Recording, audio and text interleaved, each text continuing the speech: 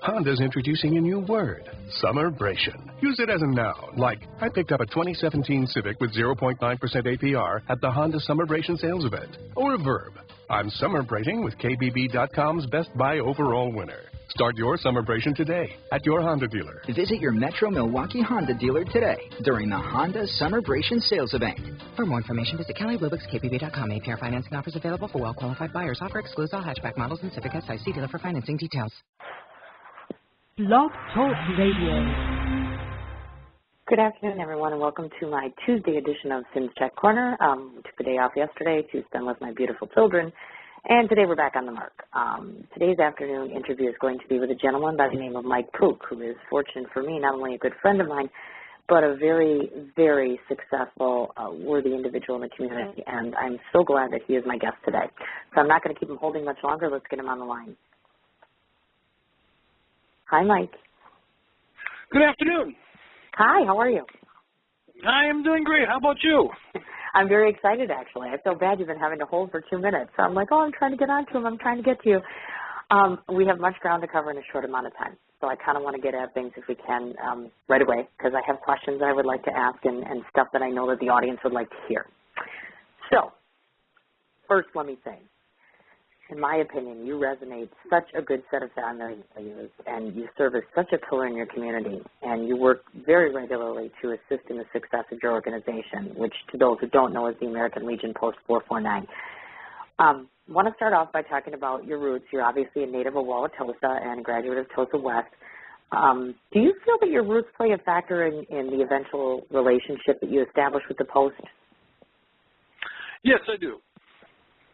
Okay. Being from Wauwatosa, the American Legion Post 449 originally was located in Elm Grove, but in the late 1999, 2000, relocated to Brookfield. And they service really not only Elm Grove, Brookfield, but Wauwatosa, New Berlin, some of the Waukesha, some of the Milwaukee area. So it's really kind of a central area, even though the post is located in Waukesha County. Mm-hmm. Okay. And then could you tell us approximately when the Legion was established to begin with? It was shortly after World War II. I don't remember the exact date it was established. My portion of the organization is the Sons of American Legion, and the Sons of American Legion is male descendants of veterans. So in my case, I did not serve, but my father, who was a Korean War veteran, did serve. So therefore, I'm eligible under my father as a son of the American Legion. Okay, I understand. I've got you. And then what year were you established within the organization? What point did you start? Well, actually, I was a member in the 90s, and then at some point I lost interest and stopped my membership. And after a few years after that, I decided that if I'm going to become a member, I would become more involved, and that's what I did. I've been now 14 consecutive years as a member of that location. Oh, I've got you. Okay, and had you participated prior to that in any other organization of that caliber? No, not really. I was, I have two sons, and I was a Boy Scout leader and worked with youth from elementary all the way up to senior high previous to that time. Okay, gotcha. And have you established yourself, I can only ascertain this because, of course, I'm not an existing member, but I assume that it's not only good for the community, but good for yourself in terms of establishing new relationships, meeting new individuals, sharing some camaraderie in terms of you all having that same common link? Yes, it's the Sons of the American Legion is not only an individual obligation to yourself and to your community, but it's also to the state and nation. The Sons of the American Legion has several missions. We primarily are support to the veterans, but in addition to that, we are interested in the veteran affairs and rehabilitation. Like here in the Milwaukee area, we have the National Hospital, Woods Zablocki Hospital, which is a national hospital for veterans to attend to. There are also local hospitals in Union Grove, which has a lot of Wisconsin veterans at. So we want to assist veterans and the rehabilitation. We might go and put on a Christmas program with music and bring in cookies and desserts and have a sing-along, and then afterwards sit down and talk to individual veterans just to share some goodwill to them. Certainly. Makes a lot of sense. And, of course, it's very valuable to the community, of course, because we'll go on and discussing, the various types of ways that you can be helpful to individuals in our community. But before we do that, I kind of wanted to touch base, of course, like you started to say about your family. I understand that in your lineage, your father, as you mentioned, was a Korean War vet. I know your grandfather was a World War I Army vet. And I would ascertain that history played an integral part in choosing your life path. Maybe if you could, perhaps share with our audience maybe some of the more prominent memories in your mind, assuming that your family has shared some of their war experiences with you. Is there something, maybe one or two stories that's kind of stuck with you that were special to you that they had shared with you? Well, it's kind of hard. People who serve during wartime, a lot of them don't really talk about what they did during the war. It's incredibly personal what they did. And in my father's case, he's from Milwaukee, and he went into the 8th Army Medical Corps. And he really didn't have, after high school, he really didn't have any skills. And the Army taught him basic medic skills, and he was placed in a evacuation hospital. If you remember the old TV show MASH, you're in the battlefield. You go off the battle line to the first medical station, and then the helicopters would come into that medical station and go to a MASH unit. That's where Hawkeye Pierce and that storyline took place at. But then after the MASH unit, the patients would be flown or ambulance out to a evacuation hospital, and that's where my father was actually stationed at. And he had 12-hour shifts. They didn't know if it was day or night, and they came into a old schoolhouse that they converted into a hospital, and literally hundreds, patients came through, and they worked diligently at saving lives, and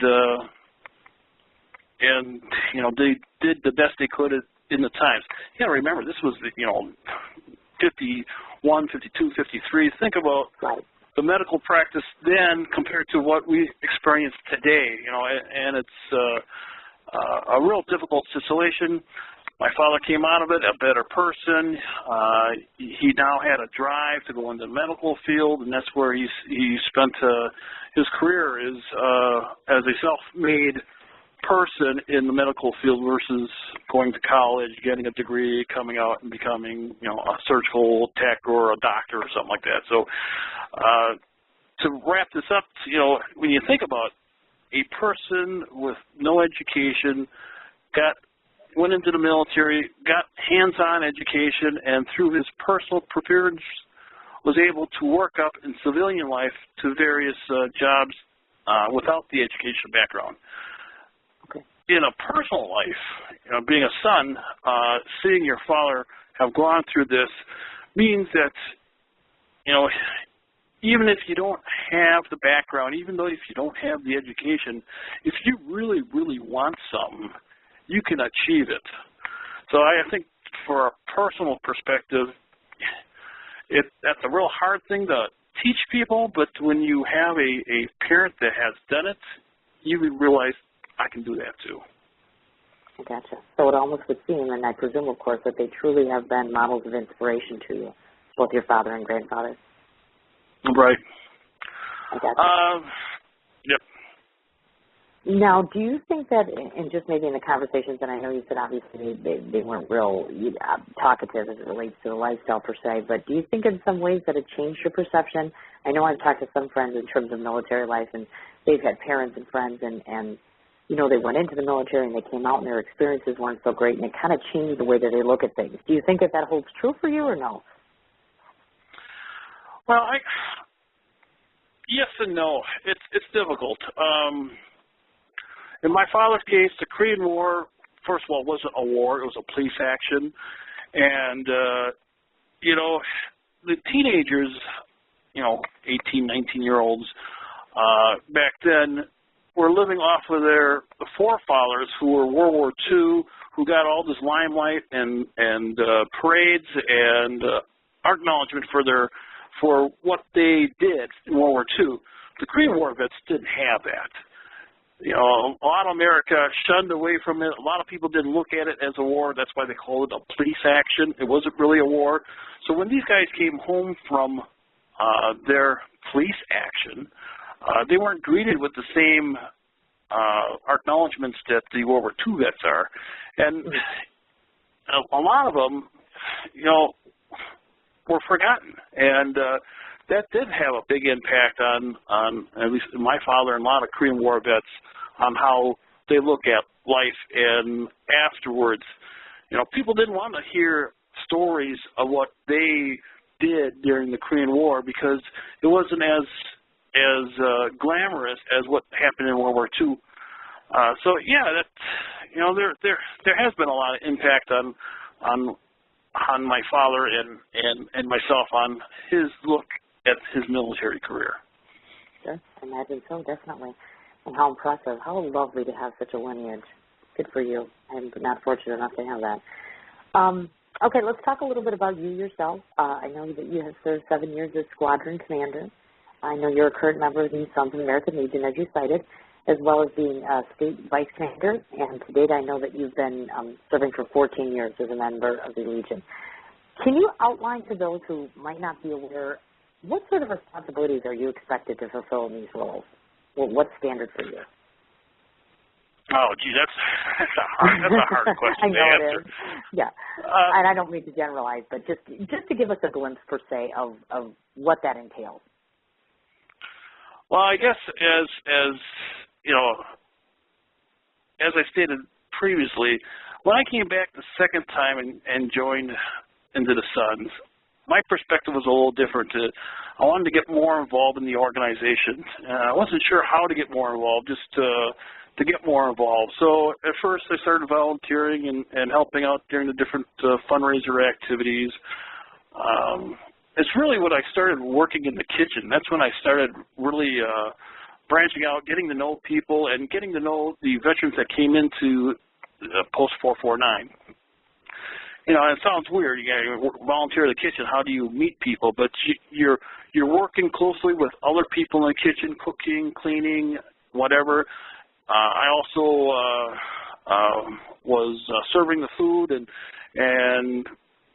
you would meet the people at the counter, and I say hi to them, and I was always smiling and being happy and trying to be fun. And anyway, a lot of people came through, and you would meet them and greet them, and then the next event I would do the same, similar things, and after a while you start building up new friendships, new people to talk to.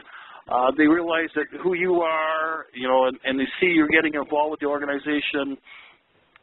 And, I found it fun and, a sense of duty, a sense of honor to my father, and I was serving not just my father's memory, but all veterans. So then I wanted to get more involved in the organization, and then I volunteered to become an officer. And each year I moved up a rank, and then 7 years ago I decided I would become the commander of the group, which basically the buck stops here. You're the president, you're the CEO of the organization. You may have a vision, but you have a board or officers underneath you that help carry out the mission that you feel the organization should be going. And really, leadership is a very fundamental thing that you use every day in life and everything you do. And really, it's leadership. You have to manage your people. You got to deal with the concepts of the organization, You have to take command of the organization, and then you have to try to control the organization. You know, you got to give them structure and organization and order to, you know, how you're going to do things. And then you kind of wrap it all up and try to make it fun for everyone. Wow, that's just a little bit of something, isn't it? Oh, my goodness gracious. Yeah. Look at that. Yeah. And I'm excited to be able to talk about that. I'm sure in some ways it's exciting and maybe nerve-wracking to you in terms of I understand that you're going to be running for the highest office in the Sons of American Legion. So 2 questions. First off, what prompted such a decision? And I'm curious to ask, is there any kind of compounded effect on your family, because of course you have a family, in terms of holding such a plethora of obligation, because I assume you do now, and obviously if you take an office such as this, how does that affect that as well? All right. Well, first of all, I currently am the commander of Squadron 449 at Post 449 Brookfield, and I have this past year was elected vice commander for the state of Wisconsin for the Sons of American Legion, and I have basically three districts that I'm in charge of, and it's the north side of Milwaukee, all of Waukesha County, Racine, Kenosha, Walworth, Rock County, and then I have a part of Outagamie County that I'm also responsible for. So, you know, it's more administrative. It's also membership. It's also working with the squadron commanders and squadrons on trying to promote what we call the 4 pillars of the American Legion. And again, I kind of touched on this. One pillar is the Veteran Affairs and Rehabilitation. Another pillar is National Security. Third pillar is Children and Youth. And the fourth one, which is Americanism. Americanism is such a broad area. It's really to promote your pride in America, and there's various ways in doing that. So as vice commander, I've been working with you know, a third of the states on, or I guess technically a quarter of the states, on these principles and helping them along. So as commander for the state of Wisconsin, you still have those things, but a lot of things that I've been doing as squadron commander for the last 7 years, I would be applying as a state commander for the Sons. Gotcha. Okay. I think I understood that. A little technical, but I think I followed you there. Okay. And then you had a second question, Cindy, about holding your obligations to your family. That's the tough one, because I work full time, so I'm at work basically.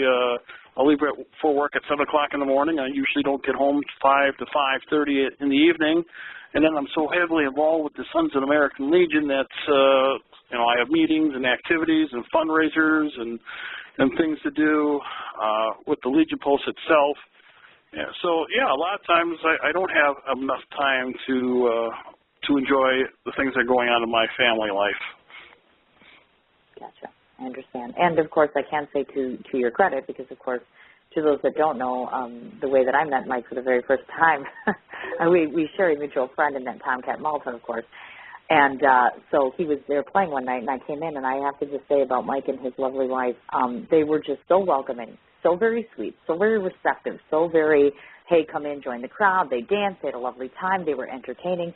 That's the kind of environment that we were talking about on a regular basis. And so it's kind of neat to be able to see you integrate your family, of course, like Saturday nights where you have the live music, or having them play a part. And have they gotten more actively involved, your family? Have they become more actively involved because of your participation?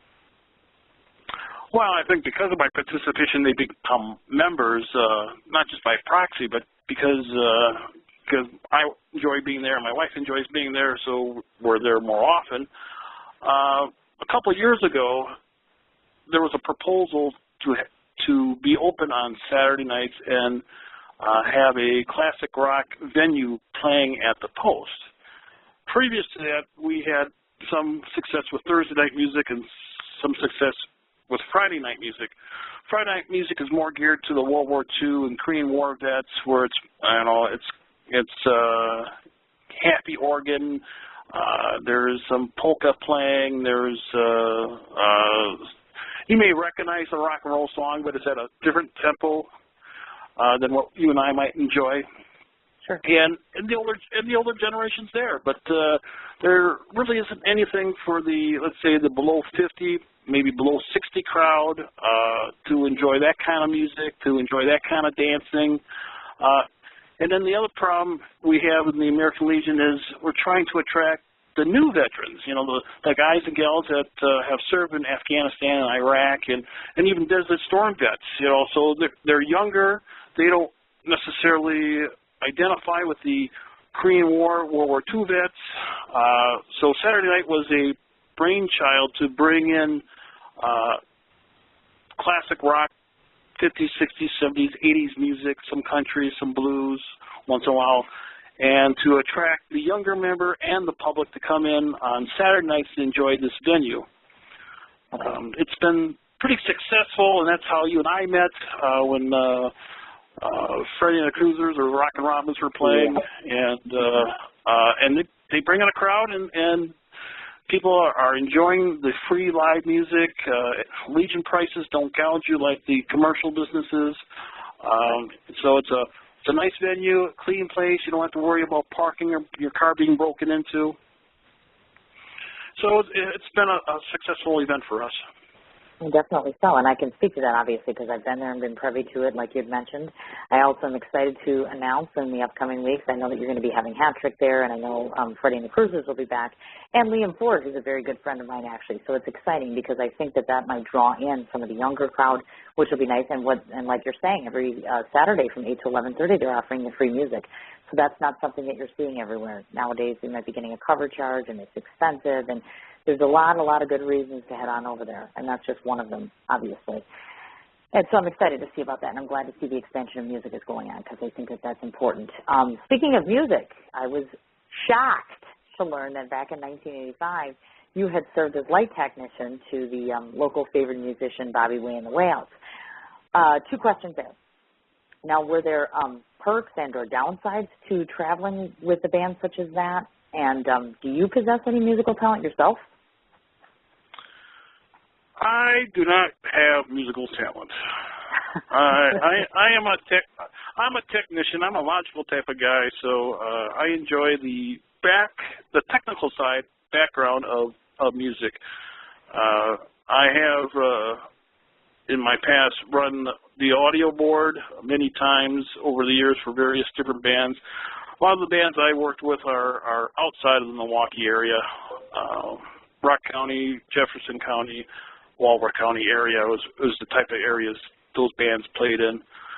I enjoy the technical side of it, the tweaking of the sound and the reverb and so on and so forth. There's multiple ways to run a board, and anyway, I really enjoyed that. Oh, nice. I had volunteered, I don't know if I was in high school or just out of high school, to these various theater groups that are in the Milwaukee area. And I would help hang lights and work with the sets and be a spotlight operator during the musicals in particular. And so anyway, that was kind of my background, and I knew Bobby from a different life anyway, and he was going to go through a transition period and needed a lighting tech, a roadie, a grunt, a lighting tech, and operate his lights. Back then in the 80s, Bobby Way was on the road as a show band, and he actually put on one set was a show set with dancing girls and a continuous scene from the beginning to the end of the set.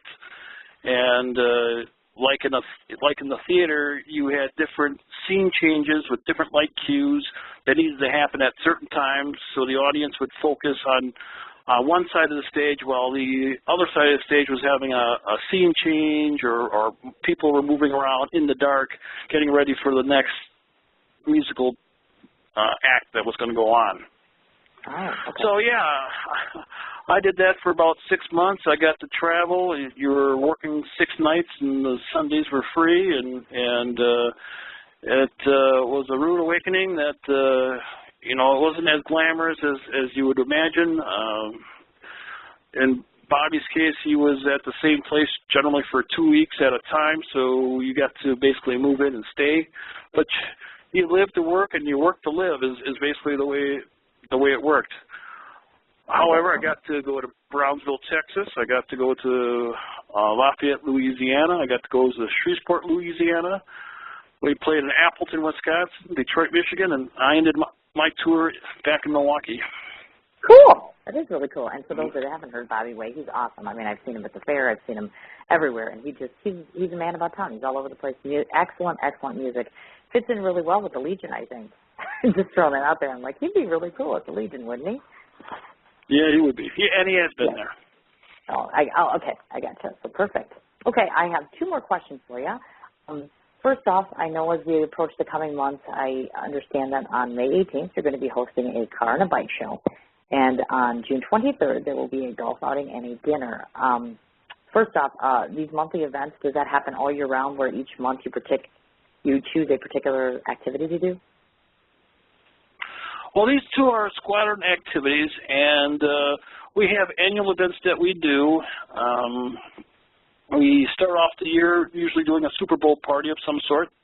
This year we had a chili cook-off at our Super Bowl party, and it was free to enter, and basically you had a bucket cup, and then it was a popular vote, and we had 9 entries, and we gave out cash prizes to the top 2 vote getters.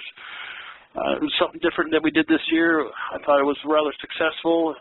It was interesting, different, and we did that during the Super Bowl party. Then usually in May we do a car show, in June we do a golf outing, and then in the fall, usually October, we do some kind of dinner dance. Subjects tend to change. This past fall we did a Russian dance heritage with a steak fry. The 2 are very odd together, but we serve steak and a vegetable and desserts, and then the entertainment versus you going dancing.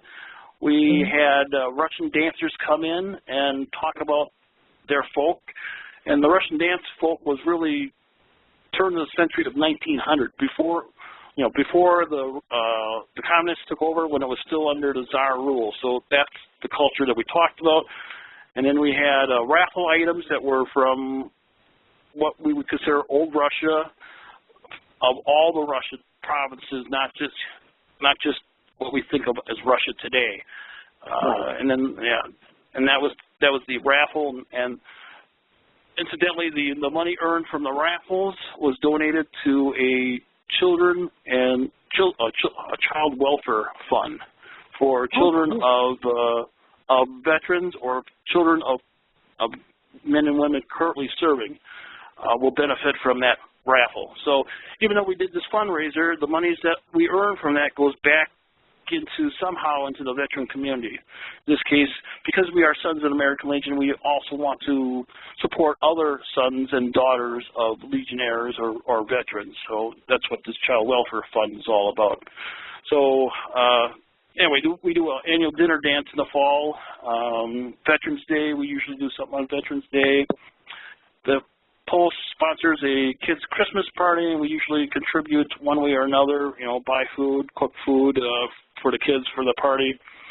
And that kind of wraps up our year. So the car show is coming up on Armed Forces Day, May 18th.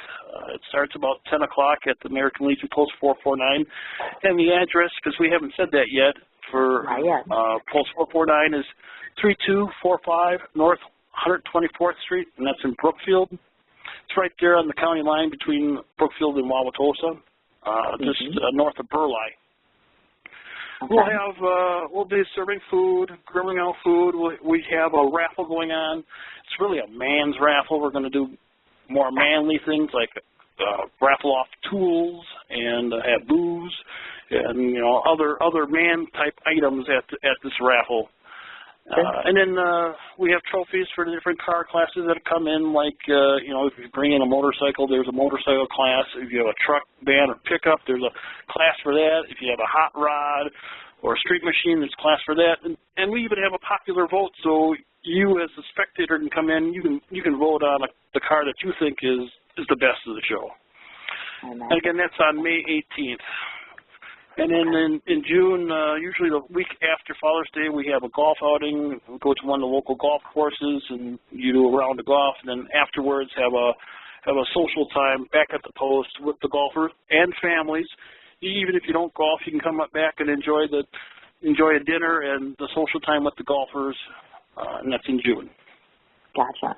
Now, just to clarify, as far as your activities and events that you sponsor, are they divided, meaning that some is for members only, or is it across the board where you can typically participate in almost anything without membership? Just to clarify. Usually you can participate, anybody can participate. For instance, like the car show and golf outing, anybody could participate in it. Matter of fact, we would want the people to bring in their cars, their classic cars or motorcycles, because a lot of these people spend $20, $30 or more $1,000 on their vehicles, and they're very pretty, and we want you to bring them in so you can show the vets and the public your vehicle. Definitely. And just also to ask the other question, obviously, to those that are listening that may not be aware of your organization, if they want to do some research on you or to be able to find you online or ways to be able to get hooked up on the events you have going on, how do they do that? Well, I know the American Legion Post 449 has some kind of website. I don't know how up to date it is. That's done by, again, the Legionnaires. But you could do some research that way. I am on Facebook. That would be Mike Pook. And I try to post pictures of the various events and some personal things, but I try to keep it more to what the Sons are doing in the American Legion. But you can certainly take a look at some of the back stuff that I've done on there and catch me that way. If you're in the area, stop into the American Legion Post 449, and they usually have a newsletter in the front hallway. And you can read what's going on there, and stop in on a Thursday night. We have Italian night. Friday night is a fish fry. Saturday afternoon we have a luncheon with raffles usually. Saturday night is the live music. So if you came in one of those nights, there would be lots of people there and somebody to talk to. Maybe you're eligible to become a member. Maybe you want to know more information. I mean, just because you're not a veteran doesn't mean you can't join the organization. Such as myself, I'm a son. You could be a daughter or a spouse of a veteran also, and you could join the organization. And then the second organization, which I belong to, which a lot of people don't know about, is the American Legion Riders, which means I'm a son of American Legion, but I also own a Harley, so I can be in the parades and support American Legion while riding my Harley. Sure, and that's awesome, too, because you're combining this great, well, who doesn't love a guy in a Harley, of course, obviously we all do, and I do host Samco Radio, so I'm a big advocate for the Harleys. And again, it's just another means and way for you to service your community, which ideally, and in case I haven't told you before, is so overwhelmingly impressive to me. That's why I find you so very inspiring. That's why I felt it necessary to have this interview today, kind of shine a light on not only just some of the things that you've done, but to let individuals know, because most people out there don't really know what the purpose of the American Post Legions are or what they do, how they service their community. So I'm hoping that everyone that's listening to this interview today will take advantage of the various opportunities that the Legion offers. Go check out the live music on Saturday. Again, Mike, like you mentioned, Pook, P-O-O-K is his last name, and he is on Facebook. He has a page. I, of course, will use my personal page and show page to put up some information, and I can certainly continue to keep posting up about future events that the Legion is going to have as well. So I think we've done pretty good, Mike. What do you think? I think we did fantastic. I do. I appreciate your time. I appreciate you giving me this 30 minutes that you had. I think we've done well. And again, like you said, certainly go ahead and look them up on Facebook. And again, just to reiterate, go ahead and stop by 3245 North 124th Street. I'm not exactly sure when Mike or I will both be there at the same time again. I'm hoping so in the next month because I miss those guys. I actually do miss y'all. So I will definitely make it a point to stop down. But at the bare minimum, please go down to visit Mike. He's certainly doing some great and wonderful things. And you're going to meet a whole bunch of super wonderful, friendly, supportive individuals. So I wholeheartedly advocate what you do. I thank you for being a part of our community and for having the organization you do. We respect you a great deal, and I don't think you get to hear that enough. So thank you for everything. I do appreciate it. I'm glad I'm able to support you. Thank you very much, Cindy. And something I didn't mention is that we are going to have a St. Patrick's Day party on Saturday, March 16th. Oh, okay, definitely. And I will have to post that information up too, because if I check my calendar, I don't think that I'm blocked up yet, so I can potentially make a stop down. Most people will have something on the 17th. We're going to do it on the 16th during the daytime. Certainly have corned beef, cabbage sandwiches, and I think we're going to have stew also, and basically from 11 to 6. And then we have an excellent band that night, the Ricochets, which is that British invasion band from the Milwaukee area. They're going to be there Saturday night, March 16th, and that's going to be a super time with them.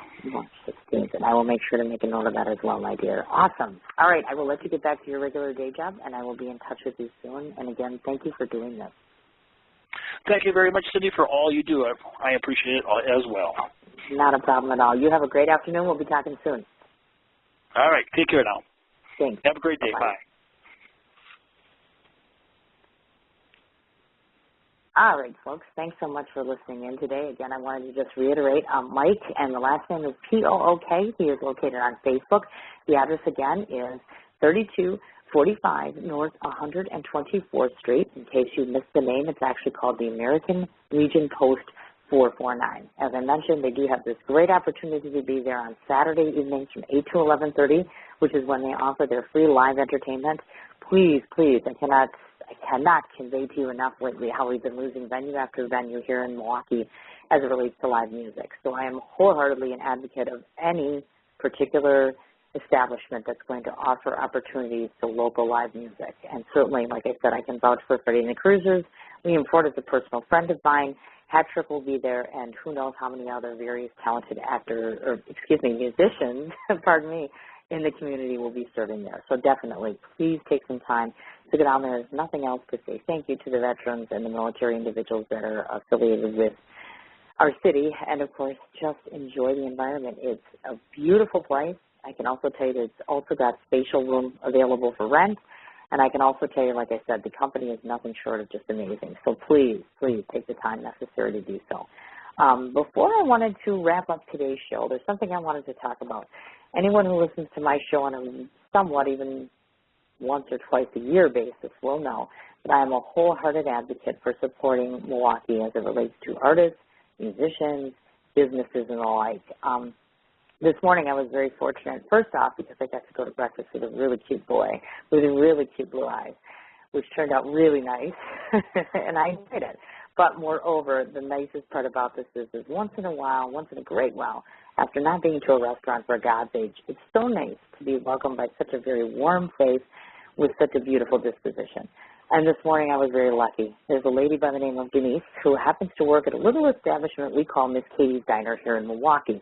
For those of you who haven't visited it before, it's located on 1900 West Clybourne Street. I have to say that just for the moment she walked right up, I gave her this flattering compliment about her face, and she was all worried that it wasn't so perfect. Apparently it was a bit of, and I have to say that she was very down to earth, very grounded, very accommodating, extremely helpful in the regard of making sure that we had no mess, we had plenty of coffee. She was very attentive. She wasn't a pest, which is absolutely wonderful, and I just loved her personality. She is 100 hands down % a very personable gal. I enjoyed being around her very much, and she put up with my bullshit, basically. So kudos to Denise. So if you guys ever want to have yourselves an absolutely wonderful dining experience with an amazing waitress, her name is Denise. She works for breakfast and lunch on Tuesday through Friday at Miss Katie's Diner. For those of you that don't know, they are open during the week, Monday through Friday, from 7 a.m. to 9 p.m. As I understand it, on the weekends, they start at 8 a.m. and they're open to 10:30 p.m. They do have a full-service menu, meaning they have non-alcoholic and alcoholic beverages, breakfast, lunch, and dinner, of course. Again, to those of us who live under a rock and aren't aware, they've had visits from 2 different presidents, at least that I'm aware of. And I know that Denise had told me a cute little story about Michelle Obama, which I thought was neat. And this morning, actually, we were sitting there, and I could see the pictures that they had posted up of her visit there. So basically, it's like taking a walk back in time and living a little bit of history. So hands down, again, people, get your asses down there and have some good food with them. 1900 West Clybourne Street. I'm hoping in the near future that Pete will indulge me with some time on air, because we'd love to be able to get into a chance to promote businesses, like I said, in Milwaukee. please, again, Miss Katie's Diner, they've been an establishment since 1990, and they're up and running and still looking strong. And, Pete, if you are listening to this at some point in time, I would ask very graciously, please, please, please, please, think about giving Denise a raise, and I would appreciate it greatly. Okay, folks, I think that takes care of today's business. Coming up tomorrow, 5 o'clock Central Standard Time, we are having Johnny Cash Jr., as I call him. This is my Milwaukee week. So tomorrow we are fortunate enough to have Tomcat Malta is his name. You can check him out ahead of time online if you'd like at www.tomcatjoe.com. And that's going to be at 5 o'clock Central Standard Time, and that's on Wednesday. And then Thursday we have coming up another set of Milwaukee musicians that I adore just as much, which would be the stylings of Bill White and Lori Jesnick. That's going to be at 4:30 p.m. Central Standard Time, and we're going to be having a discussion about their new pairing. They're now an acoustic duo together, and so we're going to talk about their background and some of their new ventures that are coming up. And then rounding out on Friday will be my sister station, which I will be on Sam Crow Radio. I'm going to be speaking to Sean Patrick Parsons, who is the actual owner of Piston Clothing. And what Piston Clothing does basically is to produce the Songs of Anarchy merchandise, the clothing. So I'm very excited to be doing that interview. And that's going to go on from 10 a.m. to 11:30 a.m. Central Standard Time. But that's on my sister radio show, which is Sam Crow Radio. And that can be found at blogtalkradio.com/ and all one word, Sam, S-A-M, Crow, C-R-O, Radio, R-A-D-I-O, of course. And certainly we have a Facebook page for Sam Crow Radio. We also have a Facebook page for Sim's Chat Corner, which is what you're on now. Show pages for both. And, of course, my personal Facebook page, if you want to connect with me again, is Cindy, and the last name is M-I-C-H. I want to say thanks so much again to Mike Pook for his participation today, and I look forward to talking to you all tomorrow at 5. You have a good afternoon. Honda's introducing a new word, summerbration. Use it as a noun, like I picked up a 2017 Civic with 0.9% APR at the Honda Summerbration sales event. Or a verb, I'm summerbrating with KBB.com's Best Buy overall winner. Start your summerbration today at your Honda dealer. Visit your Metro Milwaukee Honda dealer today during the Honda Summerbration sales event. For more information, visit KBB.com. APR financing offers available for well-qualified buyers. Offer excludes all hatchback models and Civic SI. See dealer for financing details.